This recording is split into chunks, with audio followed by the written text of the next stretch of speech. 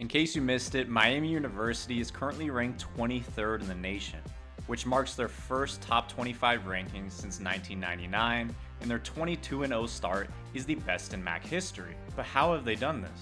In this video, I'll be detailing how Travis Steele's secret formula of retention has led to an anti-transfer portal MAC super team. I do think retention is number one. You know, the one thing that really stuck out to me was like retention. And we've been able to retain our guys. You know, retention is huge. I think retention is numero uno, and it isn't even close. I think here at Miami, we're still trying to hold on to that old model, you know, keeping guys here, getting guys as freshmen, they become sophomores and juniors, they become leaders in your program, they show the new guys how things are done, right?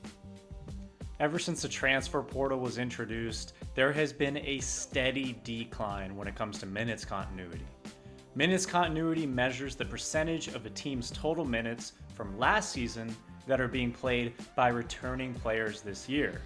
In fact, in 2026, minutes continuity hit an all-time low of 25%, meaning that for the average college basketball team, nearly 75% of the minutes being played are by brand new players. However, Miami University is zigging while other teams are zagging. In fact, they brought back 60% of their minutes from the prior season, ranking them 5th in the nation in terms of continuity. But an important question to ask is, does continuity actually influence a team's offensive efficiency? Well, in 2016, KenPom released an article detailing that there was a correlation factor of 0.34 between continuity and offensive efficiency, essentially meaning that there is a moderately positive relationship between bringing back players and offensive chemistry. However, this moderately positive relationship has not continued since the transfer portal was introduced. As you can see, the correlation coefficient has been cut in half, meaning that there is a weak or negligible relationship between continuity and offensive efficiency. And when you take a look solely at the 2026 season, it's cut in half again, meaning that when it comes to offensive firepower, programs who are very active in the transfer portal are performing just as well as those who maintain continuity. So it raises the question of, why is Miami performing so well offensively? In the 2026 season so far, Miami is first in effective field goal percentage, first in points per game, and it's all due to their conceptual offense. In a conceptual offense, there are less set plays that occur, and players utilize triggers to create an advantage, whether that be a screen or a cut. And once that numbers advantage is created, players follow rules or guidelines within the conceptual offense. In a play of this style, you need high IQ players. But why does Miami play conceptually? What matters for us is March. Our conference, we're in a one-bid league right now. You get one bid out of our league, so we have to be good. We have to win 3 games in 3 days in Cleveland. How do we get to that point? How can we beat a team that we're going to see 3 times in the same year? That's hard to do. So we decided, when I got here, I was like, man, we're going to have to play more conceptual, be harder to guard, be a little bit more random, and not just as systematic and like cookie cutter. And I think that's really helped us in going into March. And when you have that much skill that we have out there, and the guys, the shot makers that we have, we can shoot 1 through 5. Our 5 shoot the ball. And when you have that much space on the floor, man, it leads to a lot of great results. So we have really good players. So let's get into the film. In Travis Steele's conceptual offense, he likes to run 5 out a lot because all 5 players can shoot. In this instance, the trigger is an empty side screen. Empty just means this corner is empty. The point guard's going to get baseline. As he gets baseline, the opposite wing 45-degree cuts to the rim. It's a perfect pass, great layup. In this next example, we're going to see the same 45-degree cut from a baseline drive.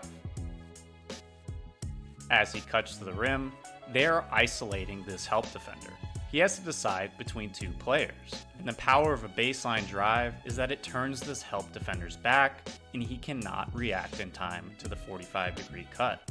And to play conceptually, you have to have high IQ players because they have to read and react to what the defense is doing.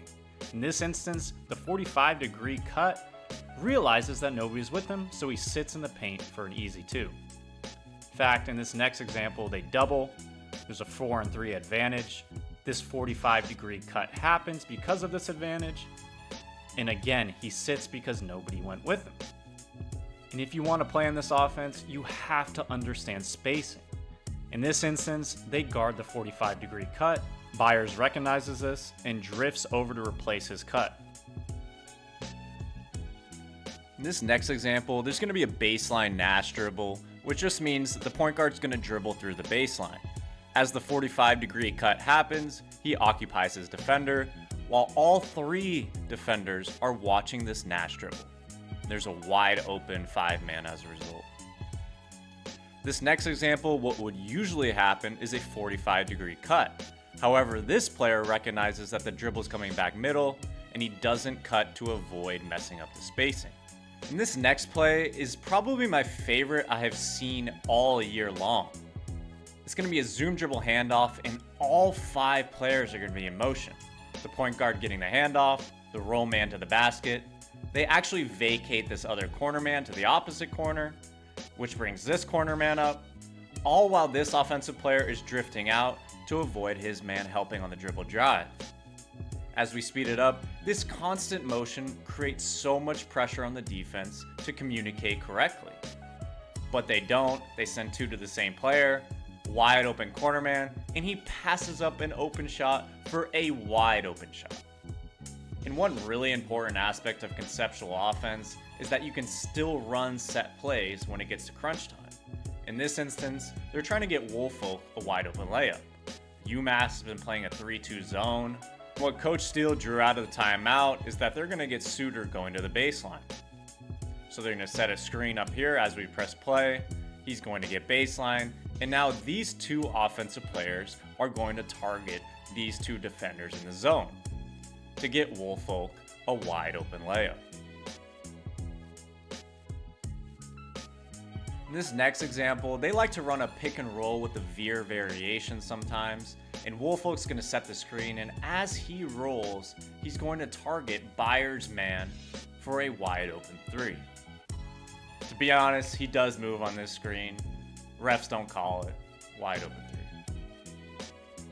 This next example, it's going to be a stagger screen, but they're going to bring their good shooter Skowjack as the second screener. As he screens, he's going to ghost it, he's going to twirl out, and as he twirls out, Woolfolk is going to step over for somewhat of a flare screen on his roll. And I would say the only weakness this team has going into March is its post defense. They love to double this post up due to their lack of size. However, they don't always complete the double correctly. In this next example, they're actually going to get a pretty good double team. However, their backline defender is going to react to this 45-degree cut, which leads to a wide open layup.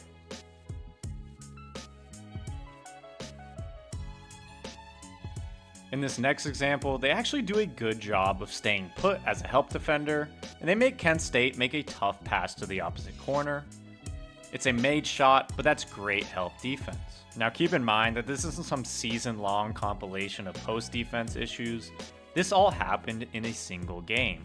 Whether it be missing double teams, not helping correctly on the back line, or overall not being able to keep up with opponent's size down low, it is a real issue that Miami will have to patch up if they want to win the MAC and eventually make it to the NCAA tournament. However, with their offensive firepower and the power of retention on their side, I see no reason why this anti-transfer portal MAC super team can't make it to March and eventually the Sweet 16.